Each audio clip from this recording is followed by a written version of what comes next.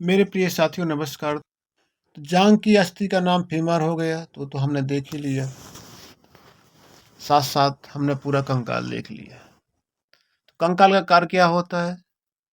शरीर को सहारा देना, शरीर को आकार प्रदान करना, शरीर को मजबूती प्रदान करना, अस्थियों को जोड़ने का, पेशियों को जोड़ने का स्थान देना।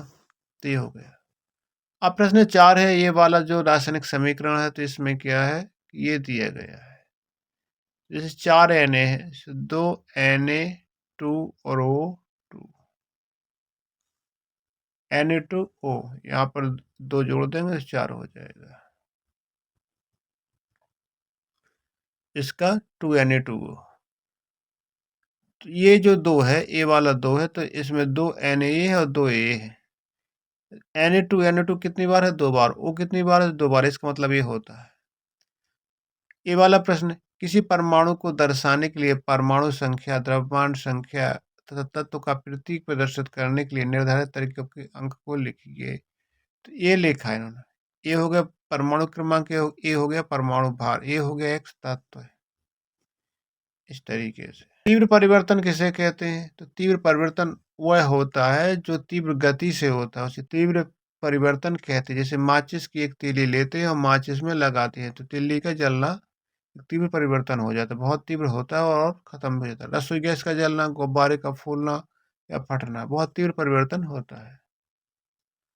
अगला है बाष्पन किसे कहते हैं? तो पृथ्वी से जल का वाष्प के रूप में उड़ जाना ही बाष्पन कहलाता है। तो बाष्पन क्या है? यानी भाप के रूप में जल बन जाता है और आसमान मुड़ के चला जाता है। चाल किसे कहते हैं? एक अंक समय में चली गई दूरी को हम चाल कहते हैं। मतलब 1 मिनट में या 1 सेकंड में चली गई दूरी को चाल के समय के साथ होती है। वे किसी वस्तु द्वारा एक अंक समय में चली गई दूरी, मतलब एक अंक समय में चली गई दूरी को हम चाल कहते हैं। इसका मीटर प्रति सेकंड होता है। फसल चक्र क्या है? तो फसल चक्र तो सीधा सीधा एक फसल के बाद दूसरी फसल अपन बो देते हैं, तो इससे क्या है कि खेत की जो उर्वरा शक्ति है वो नष्ट नहीं होती है। इसे हम फसल चक्रण कहते हैं। अब ये तृतीय प्रकार को उत्तोलक क्या है? तो चिमटा और चाकू। सिरके का रासायनिक सूत्र, तो CH3 को सिरका कहते हैं। इसमें मेस्टन हल क्या है? तो ये मेस्टन हल है, ये मुठिया है, ये इसका हत्था है, ये मोल्ड बोर्ड है, ये फावल है, ये हरीस है। देख लेते ये सबके अलग अलग पार्ट है। हरीस है, लोहे की फार है, परोठा है, मुठिया है और हत्था। ये वसा में घुलनशील विटामिन कौन से होते? तो कीड़ा होता है, KEDA कीड़ा। सरल मशीन कितने प्रकार की होती है? सरल मशीन तो कई प्रकार की होती है। सरल मशीन होती है, एक तो होता है उत्तोलक होता है, पेंच होता है, झुका हुआ तल होता है, घिरनी होती है, पहिया या धुरी होती है। ये सभी सरल मशीन के उत्तोलक। सरल मशीन क्या है? जो कार्य को आसान बना दे, वो सरल मशीन कहलाती है। मानव की खोपड़ी में कितनी अस्थियां हैं? तो मानव की खोपड़ी में 29 अस्थियां होती हैं, जो इस तरीके से है। कीटों में बेकार पदार्थ, इन वर्ज्य पदार्थ को निष्कासन किस अंगों द्वारा होता है? तो मलपीगियन नलिकाओं द्वारा होता है, ये आंत में फैली रहती है। प्रबल अम्ल क्या है? तो प्रबल अम्ल वे अम्ल हैं जो जल में घुलने पर पूर्णतः घुल जाते हैं। अब यहाँ पूछा एक अम्ल और एक क्षार। एक अम्ल तो कोई H2SO4 ले लो, सल्फ्यूरिक अम्ल HNO3 ले लो, HCl ले लो। क्षार है तो sodium hydroxide, potassium hydroxide, ammonium hydroxide, magnesium hydroxide. तो कोई एक एक पूछा है, यहाँ हमने इतने सारे। Fe2O3 में लोहे की संयोजकता कितनी है? तो इसमें 3 है, लोहे की संयोजकता 3 है। तो इसकी संयोजकता ऐसे निकाल लेते हैं, जैसे 3 ये हैं, 2 ये हैं, तो 3 2 5 हो गए। 8 होने के लिए कितने की जरूरत है? 3 की, तो इसलिए इसकी 3 से 3 हो गए। ऊर्जा के संचरण की किस विधि द्वारा जल गर्म होता है? तो संवहन विधि द्वारा जल गर्म होता है। यांत्रिक ऊर्जा कितने प्रकार की होती है? तो ये तो रिपीटेड क्वेश्चन है, गतिज ऊर्जा और स्थितिज ऊर्जा। मेंडलीव की आवर्त सारणी में कितने आवर्त, कितने वर्ग होते हैं? तो ये आ गया मेंडलीव की आवर्त सारणी। तो जो ऐसे हैं ये आवर्त हैं और जो ऐसे वर्ग हैं।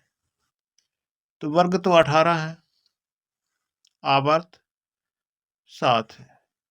ए आवर्त की संख्या लिखिए 1 2 3 4 5 6 7। ये 7 माह है, ये छठवां है, ये 5वां है, ये चौथा, ये तीसरा, ये दूसरा, ये पहला।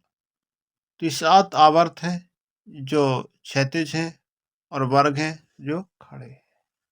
तो इस तरीके की तरफ जाएंगे तो ये सभी आवर्त कहलाएंगे, इस तरीके की तरफ जाएंगे वे सभी वर्ग कहलाएंगे। तो मरस्मस रोग किसकी कमी से होता है? तो मरस्मस रोग जो होता है प्रोटीन की कमी से होता है। जिसमें बच्चा दूध नहीं पीता है, भोजन नहीं करता है, तो मरस्मस रोग हो जाता है। कास्टिक सोडा और खाने वाले सोडा का रासायनिक सूत्र लिखिए। रासायनिक सूत्र है जो बिना खाने वाले का NaOH, जो खाने वाला NaHCO3। किसी एक कीटनाशक पदार्थ का नाम बताइए। तो DDT, BHC, मिथिलीन आदि। विटामिन डी का रासायनिक नाम लिखिए। इसकी कमी शरीर में कौन सा रोग हो जाता है? तो इसका कैल्सीफेरॉल है। विटामिन डी की कमी से रिकेट से सूखा रोग हो जाता है। बेकिंग सोडा का रासायनिक सूत्र का उपयोग लिखिए। बेकिंग सूत्र होता है रासायनिक, वो सोडियम बाइकार्बोनेट होता है, सोडियम बाइकार्बोनेट। जल में घुलनशील विटामिनों पर गुस्सा में घुलनशील विटामिनों का नाम लिखिए। तो जो जल में घुलनशील है वो कीड़ा के अंतर्गत नहीं आती। घड़ी में चाबी भरने पर स्प्रिंग में ऊर्जा किस रूप में एकत्रित हो जाती है? तो इसका आंसर है यांत्रिक ऊर्जा के रूप में। कशेरुकीय प्राणियों के उत्सर्जी अंगों के नाम लिखिए। तो त्वचा हो गई, वृक्क हो गई, यकृत हो गए, फेफड़े हो गए, आंत हो गए। कार्य किसे कहते हैं? तो किसी वस्तु पर बल लगाकर बल की दिशा में स्थापित किया जाए तो उसे कार्य कहते हैं। इसकी इकाई जूल होती है। नवीकरण स्रोत, अनवीकरण संपदा क्या कहलाती है? नवीकरण स्रोत वह स्रोत हैं जो भविष्य में समाप्त नहीं हो। अनवीकरणीय स्रोत। वो स्रोत हैं जो भविष्य में समाप्त हो जाएंगे। ये है टीकाकरण का क्या अर्थ है? उपयुक्त समय पर रोगजनक की थोड़ी सी मात्रा शरीर में पहुंचने से एक विशेष प्रकार का रोग उत्पन्न हो जाता है और टीकाकरण हमें उस रोग से लड़ने की क्षमता का विकास कर देता है। इसे हम टीकाकरण कहलाते हैं। जैसे BCG का टीका प्रथम बार जन्म से 9 माह के अंदर और दूसरी बार 5 वर्ष बाद लगवाना चाहिए। प्रथम बार जन्म से 9 महीने तक लगवाना चाहिए, दूसरी बार 5 वर्ष के बाद लगवाना चाहिए। समस्थानिक किसे कहते हैं? जिनके स्थान समान होते हैं तो समस्थानिक कहते हैं। वे परमाणु जिनकी परमाणु संख्या समान होती है परंतु परमाणु भार अलग अलग होते हैं, उन्हें समस्थानिक कहलाते हैं। इन प्रत्येक परमाणु में समान प्रोटॉन होते हैं जबकि न्यूट्रॉनों की संख्या अलग अलग रहती है। इस कारण से परमाणु संख्या तो समान रहती है लेकिन परमाणु द्रव्यमान अलग अलग रहता है हर स्थिति।